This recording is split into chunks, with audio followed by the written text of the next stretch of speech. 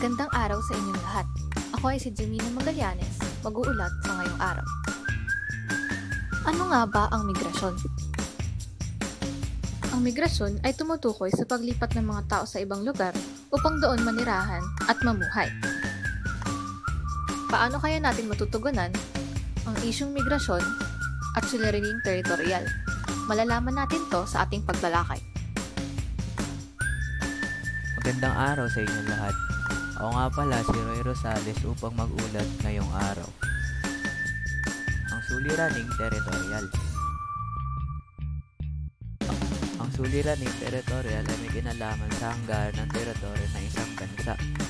Nagaganap ito kapag mayroong dalawa o higit pang bansa ang umaangkin sa isang lupain o katawang tubig. Halimbawa nito ay ang agawan sa isla ng Spratly Island. Bakit nga ba nag-aagawan ng mga bansa sa isang teritoryo? Ito ay dahil sa likas na yamang taglay ng isang lugar. Tulad na lamang ng Spratly Island na kung saan ay sagana ito sa langis at may espesyal na uri ng mga yamang gubat, lupa at tubig. Sa panghalimbawa ay ang pinag-aagawang West Philippine Sea dahil sa malaking deposito ng langis. Ang pangalawang dahilan ay ang pagtutunggalian na may kinalaman sa kultura, rehiyon, at nasyonalismo. Ang panghuli ay ang hindi malinaw na pagtatakda ng mga hangganan ng kanilang mga teritoryo.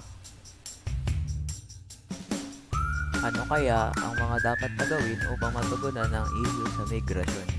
Malalaman natin ito sa susunod na magbabalita. Magandang araw sa inyong lahat. Ako nga pala si Stanley Nakase upang mag-ulat ngayong araw. Magandang araw sa inyong lahat. Ako nga po pala si Seth Pineda upang mag-ulat ngayong araw.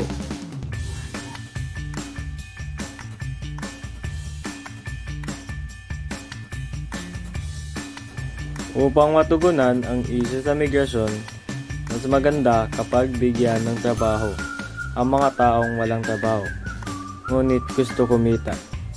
Ito ay pwede mangyari sa pamamagitan ng pagbibigay ng tsansa ng gobyerno sa mga tao.